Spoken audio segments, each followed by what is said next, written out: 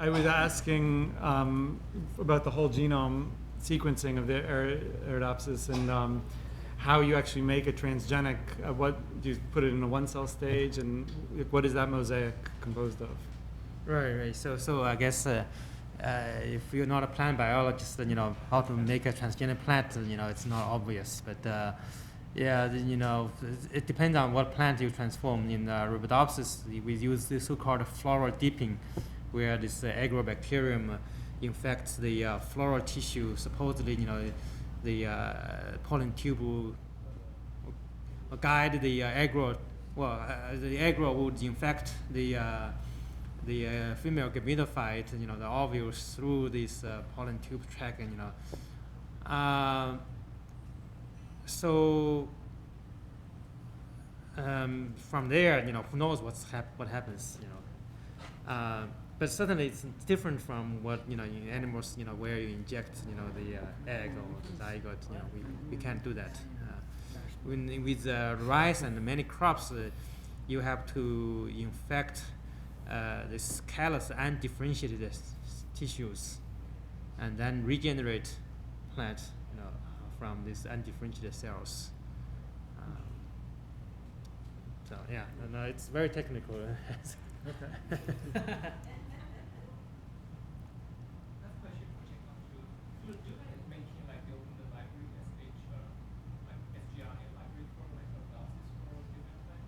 We are not. Maybe they are. Repeat the question. So are we building a guide RNA library to for like genome-wide screens, or to edit genes in genome-wide? We're not doing that. We are just trying on genes or we are interested in. But yeah, I guess probably there are groups who are going to do that. Yeah.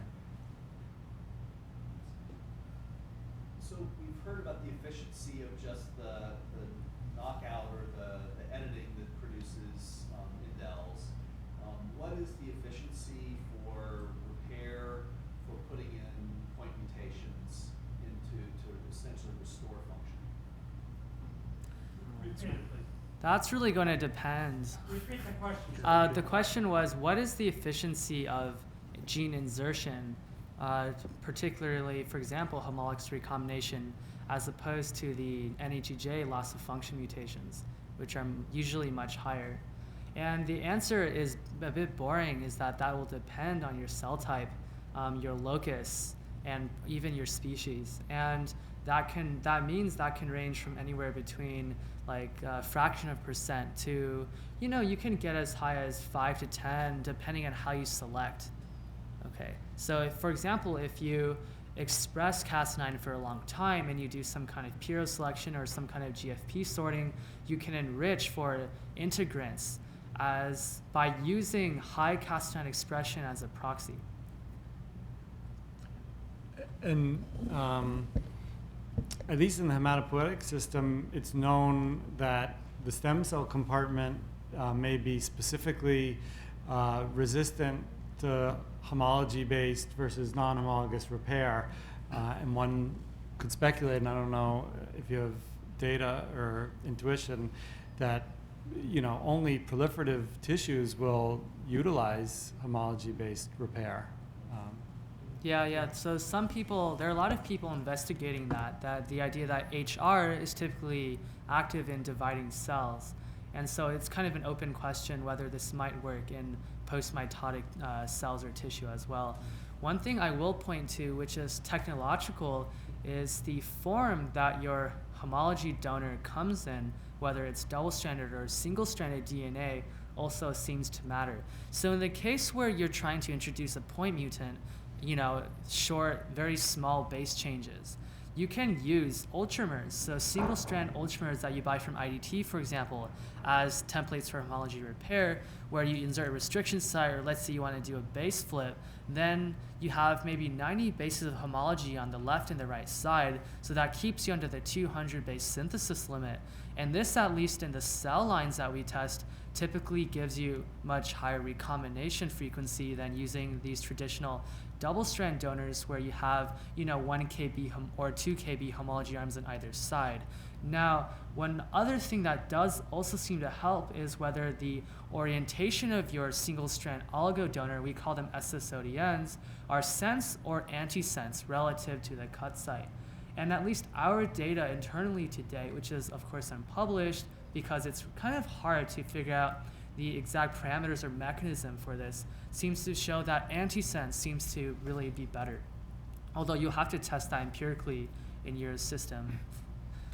Yeah, another thing maybe worth emphasizing if you're planning experiments like this, is this working? Yeah. Is that if you're doing an HR, you need to make sure that after repair, the CRISPR does not cut anymore. And that's, a lot of people have made this mistake by trying to repair, but then if CRISPR, it's still active there and the single mutation is not going to abolish the function, so you're just going to ruin your HR template. And so it's really important. So introducing some silent mutations and things like that, that's pretty...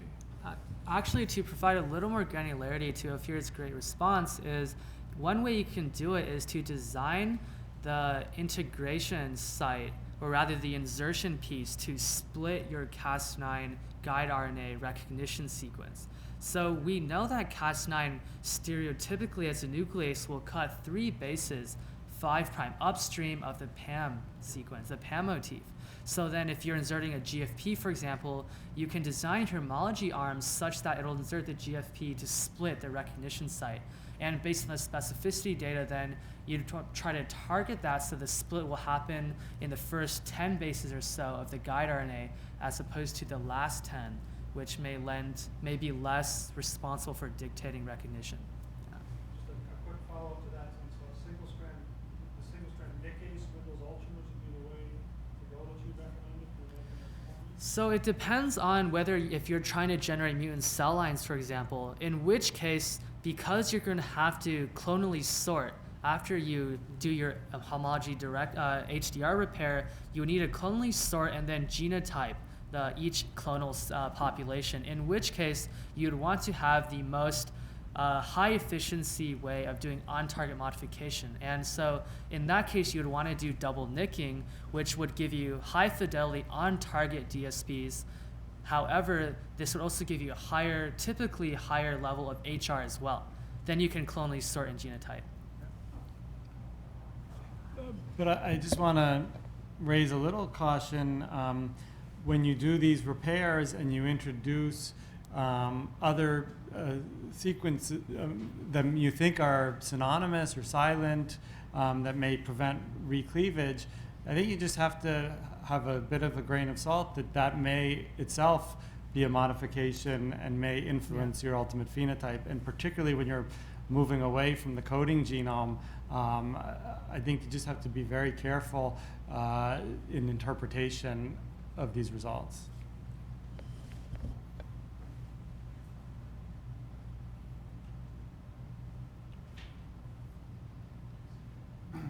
Maybe one thing that I think was none of us actually mentioned is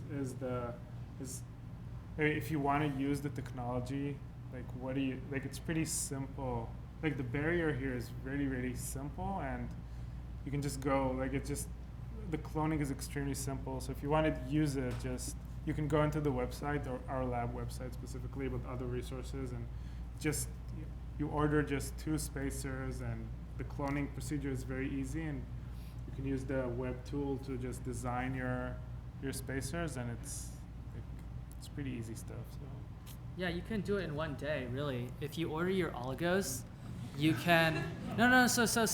But seriously, it is. It really is. So if you can get the constructs off AdGene, for example, so you have your Cas9 expression vector, then let's say you need to make your targeting vector. So one way you can do is order 20 base oligos, clone them into a plasmid, transform that, pick your colony, prep it, and then transfect. You can make this even easier by ordering an ultramer that has the entire guide sequence on it, do a PCR to add the U6 promoter. So basically your ultramer arrives at 11 a.m., you do your PCR, it's 1 o'clock, you run out on a gel, 2 o'clock it works, you PCR purify it, it's 3 o'clock, you transfect it, 4:30 you go home. I mean, you can really compress these timelines, right? And really, I just really want to emphasize how this can really accelerate your ability to really do these sorts of work. Yeah. So you mentioned that for CRISPR that so you mentioned you were not very Yeah, so if you go to crispr.mit.edu, the question was, do you have multiple organisms in your Cas9 or guide RNA design website? And this is under semi-active development, and we're always trying to add different features and support. And one thing that people always want is, can you do the off-target analysis for different genomes? And currently on our website, we have almost, at least 10, maybe 20 genomes available already. So that's already quite flexible. So doing a few genome compliance. Yeah, we have I think Rhabdoxis they're there, at least, yeah. One more technical question is that when you get like a small sequence, will you pick only one or go with two different sequences on the same gene? Right, so one thing that I should definitely say is that the question is, do you just pick one guide RNA or do you pick multiple per gene of interest? Okay, like how do I know, how do I work this out? And the tool that we have on our lab website does off-target analysis. So if you input an exon of interest, it will, based on where the PAM sequences are, find you candidate guide RNAs. Okay, it'll pull those out of your exon automatically and basically do a form of a blast on the human genome for each guide to find where the off-targets are. That is an off-target prediction and does not give you predictability on efficiency data. Okay, so what you would typically do is, for your exon of interest, pick a couple guides. You'd actually have to test them manually to see how well they cut, how efficient they are. Because different guide RNAs have different levels of specificity based on sequence homology to other off-targets in the human genome or your genome of interest. Also, different guides will have different levels of cleavage, and that is going to be based on a variety of parameters that have not yet been really well characterized. It may be the chromatin state of the locus, it may be the cell type of interest, etc. And I think what we know about off-targets, as kind of we've said already, are that they're sequence specific, but we don't know everything about off-targets. This data is exciting that whole genome sequencing doesn't reveal too much, but I think by using multiple guides for your gene of interest, especially if you're doing gene of interest studies and not, technology development or genome-wide screen, I would definitely use 2 or 3 different guides for your gene of interest, and you'll have high confidence that you have an on-target effect if you see the same phenotype with multiple guides. And you really don't want next year to learn from Patrick a new sort of off-target effect that's sequence specific but wasn't predicted today that you could have gotten around just by doing that simple control.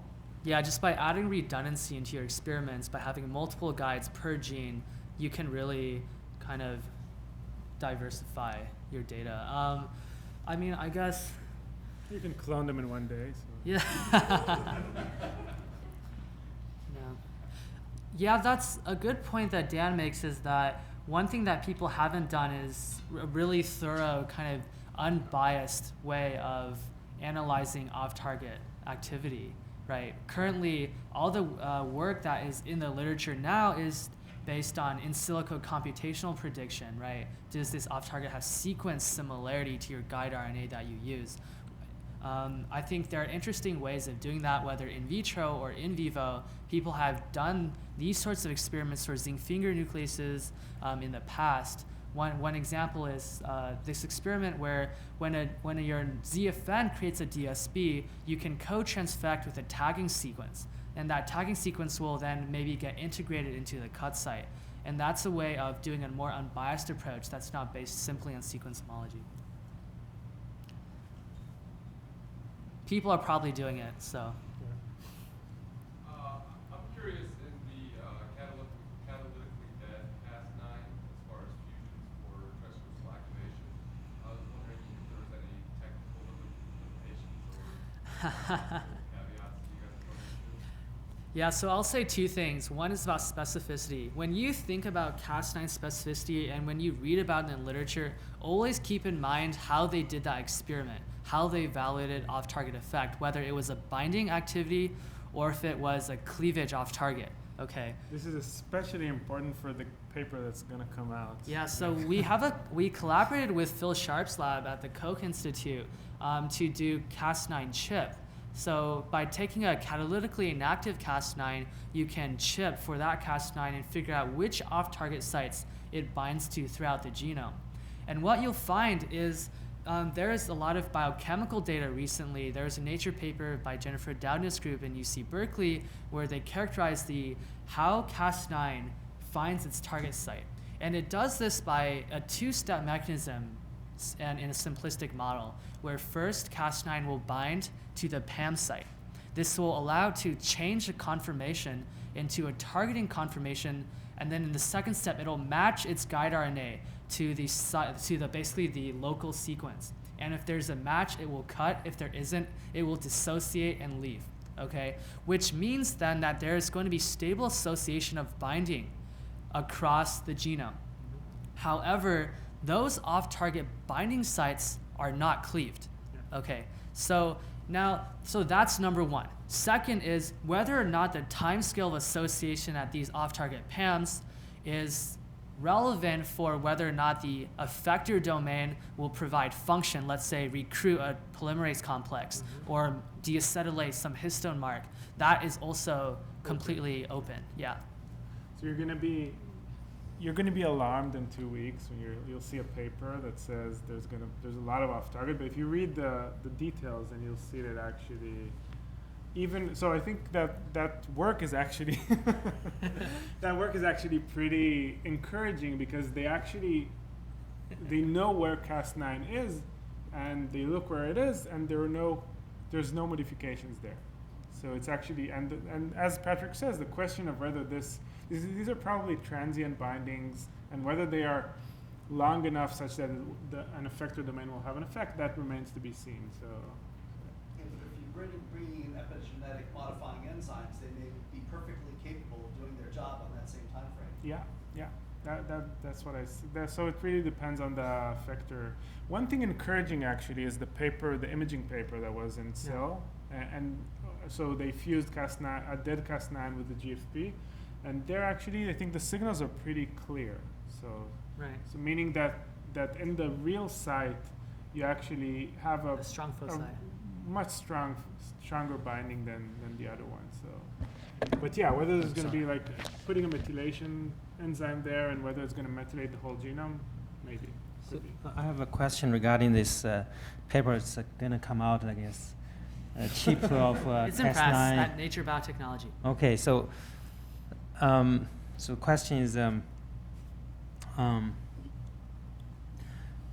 you see many binding sites that may not lead to cleavage or whatever, but do all these binding sites have a homology, or at least some homology to the guide RNAs? They do, yeah. Or do you have C sites where there is no match to the guide RNA at all? So what they found is a 5 base pair, the first 5 base pairs, which they find pretty constantly, right? Yeah. Essentially, for cleavage, right? In my talk today, I showed for cleavage there's maybe this 8 to 12 base seed sequence for specificity. They find for binding that seed sequence is a bit shorter, okay, but also highly stereotyped. But the question of whether how do you define binding? That's right. Really... Because you have to think about it. This is a chip assay where essentially it's chip, right? It's an assay that's extremely sensitive to cross-linking, fixation conditions, etc. So always take these sorts of data with a grain of salt, right? Yeah. Because the effector domains in the genome engineering toolbox, right? VP64 for transcriptional activation, CRAB or SID for epigenetic repression, the mechanisms often are not well characterized. So it's more of a proof in the pudding kind of experiment. You'll have to see and know. Yeah. So in the genome screening experiment you talked about, you had a 2-week essentially selection for cells that could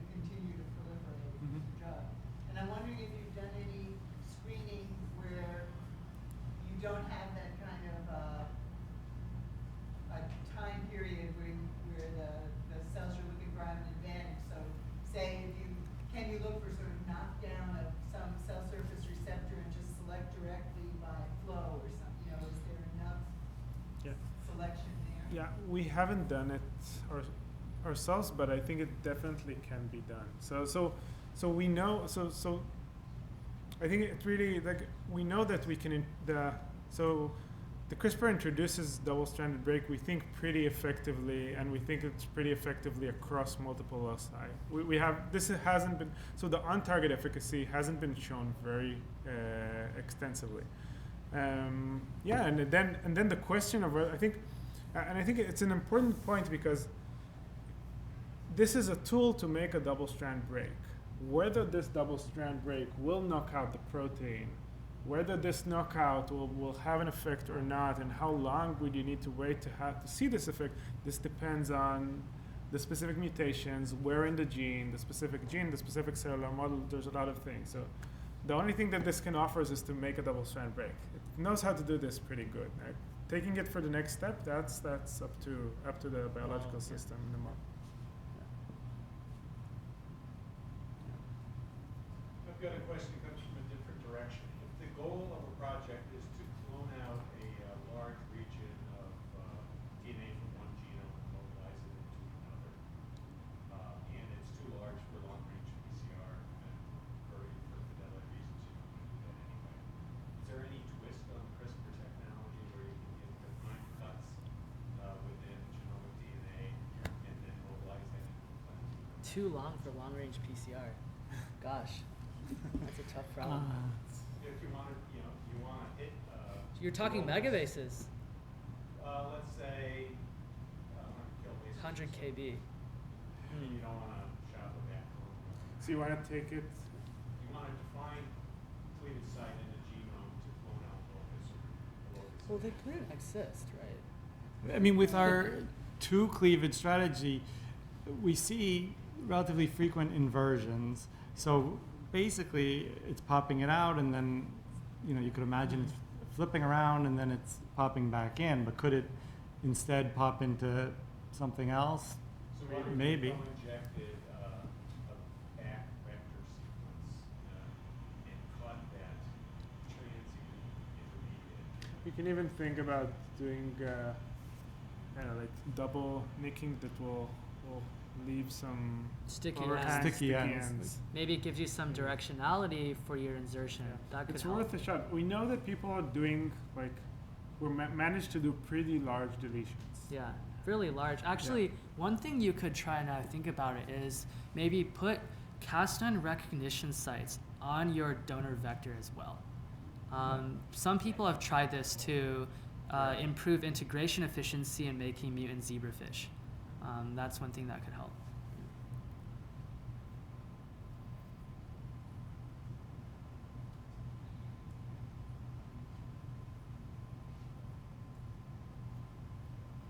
In terms of using this system for treatment humans, I know you, Dan, you had mentioned it for like blood, taking the blood out, refusing it back in. So for deletions that might work. You said maybe for the palindromic combination might not work as well. But what kind of efficiency could we see in like a solid tissue kind of disorder or tumors or something like that? Yeah. I mean, I think there's a new report using in vivo delivery to correct a liver metabolic disorder where they got, I think, less than 1 in 1,000 cells repaired, but that was enough for the disease rescue. So I think it depends on what the biology and the pathophysiology of the disease is. I think for like immune disorders, CAR T cells, things where you have a cell non-autonomous effect, you could imagine manipulating a small fraction of cells in a beneficial way could have a big impact. There's certainly a lot of the disorders that have been applied gene therapy approaches have that benefit because they're kind of the low-hanging fruit. Getting to total organ modification is going to be a much bigger challenge. And that's kind of a question that goes beyond gene editing and really hints at the delivery mechanisms, right? how well and how efficiently can we deliver these reagents, we know once they get into the cell, their job is a nuclease, right? They create DSBs and they have cell type specific repair. The question is, how can we get these into the cells at appropriate levels to have large amounts of modification? Now, typically, if you think about gene therapy, you would ask yourself, what is the real advantage of these technologies compared to, or for cDNA rescue or RNAi knockdown, right? And so you'd really want to pick diseases that would allow you to really take advantage of the unique properties of CRISPR, right? The most immediate advantage, assuming that you can really correct, is basically to avoid random transgene integration, which could have it. Which is a problem with things like lentivirus, which randomly deliver their payloads. And another thing could Well, non-random even. Yeah, They non-random. kind Or of target non-random active Actively, genes. actually transcribed areas, yeah. There's a question related to that, brought up in Mark, but is there any sense even anecdotally about whether these more actively target transcribed regions or open chromatin regions versus closed chromatin regions, accessibility? Maybe that report you hinted at that will come out soon had Didn't some. find- Nah, no, they it's didn't not find great. anything. It's not great. It's hard to say. Okay, Yeah. I have shown that Cas9 can cut methylated DNA in vitro and at heavily methylated promoters in cells. Okay, so it can bind and cleave and create mutagenic repair. Whether or not, so that was a methylated promoter. What that means for specific kinds of chromatin states is still really unclear. You can start to really imagine real pie-in-the-sky experiments where you maybe alleviate the severity of some kind of heterochromatin state, open up your gene into a euchromatin state, and then cut it. I don't know, right? I think the toolkits in the biology of even these kinds of epigenetic repression have to be really worked out over the next years. The thing is that from just experience of people talking to in the labs, it usually works, right? Yeah. So even if It's pretty good. yeah. Yeah. But I think Even- the anecdotes are largely people are interested It's in anecdotal. active elements and Exactly, active regions. exactly. No one's Right. really, Right. I want to study repressed heterochromatin Yeah. that I need. Right. But Yeah. in theory, even heterochromatin, which are normally difficult to access, there are times during the cell cycle where they need to be replicated, and actually maybe all of them need to be transcribed. It's known that at least the heterochromatin in fission yeast, in order for the heterochromatin markers to be maintained, you need to transcribe to make a non-coding RNA as a scaffold to recruit this, H3K9 methyltransferase and other modifiers to create the heterochromatin. So it may not work during all stages in the cell cycle, but at some stage of the cell cycle, even heterochromatin are accessible. So that I think that provides hope.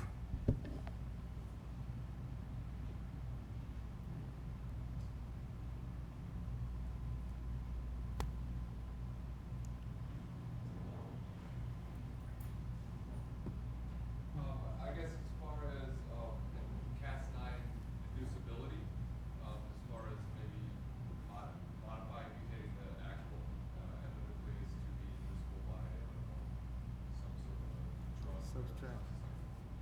Yeah. Yeah, we're working on it. Yeah. You'll hear about it.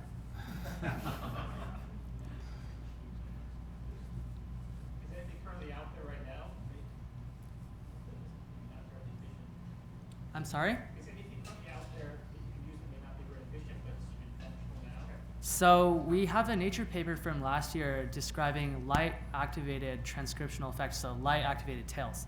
So Silvana in our lab and Mark fused tail to Cry2 and CIB1, which are these blue light 4088 nanometer activated cryptochrome domains. So if you put one on the tau effector, which is your DNA binding domain, and you put another one on your VP64 or some epigenetic enzyme, that's your effector domain, you can basically dimerize them together upon light transduction or light application, which will reconstitute the system. And so this is a fast, reversible process that happens at the time scale of transcription. Yeah, so, and actually in that paper as well, we describe using abscisic acid, so this plant-derived ABA system, which uses small molecules that can also dimerize the system. So you can use these optogenetic tools to do more localized kinds of induction, or you could use small molecules for more kinds of systemic delivery. So tamoxifen-inducible leachings have been tried? No, not yet, but that is certainly one system that can work. Yeah, those sort of like tamoxifen, dox, ERT, kinds of traditional methods can work certainly. Although the problems with those are usually that they're just more leaky, you know. Yeah. Where's the NLS and the Cas9? Is it going to be the concern, I guess, with the tamoxifen-inducible? That the Cas9 will just be dominant? Yeah. So we learned that from the tail story. The light-activated tail story is that the way that you engineer the background is actually going to be super important, right? So oftentimes in these tails, or even in these dimerization domains, since they're originally derived from nature, from the microbial diversity, they can have intrinsic NLS or NES signals. And so it can actually be take quite a bit of engineering to really decrease your background in the absence of induction and have a strong activation after induction. Yeah. I mean, and it's also been reported, the Yanish group to just do the same zygotic introduction to put LOX-P sites in using CRISPR-Cas9, Absolutely, and then you can use conventional CRE-LOX conditional alleles. The question is about your GIP library. You mentioned that the GIP library also targets uncovalent RNAs, microRNAs. Can you also target other uncovalent RNAs than non-uncovalent RNAs? You're asking whether the library targets the specific. So the first library that we designed was only for coding exons. In the second version, we also we tried to target also microRNAs. But generally, I think that so you have this tool that you can use for specific screens, but making a custom library, you can target whatever you want. So one of the things that we're working now, for example, is to deliver in a lenti library format to deliver 2 guides, and then try to do deletions of all sorts of elements and things like that. So in the library that we put on Oddgene that people can use, we target all the coding genes, 6 sgRNAs per gene, and also microRNAs. That's what we provide through Oddgene. And the work that we're doing right now, we're trying to target different regions of the genome as well. So Is there any cost for the library? it's through Oddgene, so whatever they cost for the distribution, it's a non-profit organization. So they actually sell it relatively expensive. They charge, I think, $500 for the library, which is okay. It's not much given the. He doesn't see any of it. No. So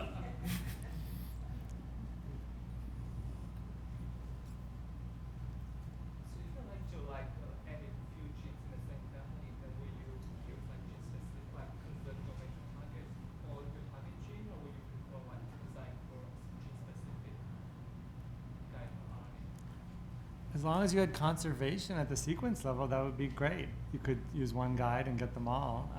But I mean, it just depends on the case. If there's really low risk of off-target effects, but you could truly get multiple on-target effects, why not? But otherwise, you could just use separate guides. Just make sure if you want to analyze your data later, let's say if someone asks you which member of this pathway is actually responsible, and then you target some conserved region in this family, it can make your data a bit hard to analyze. But then again, right, it's not terribly hard to just design more guides and just code transfect them. Yeah. That works too. Then you could do something subtractive later on. Just do one at a time. After you get your result from your pool screen, you can just start doing subtractive libraries and then just really home in on it, on the one that really, gave you your result. Yeah.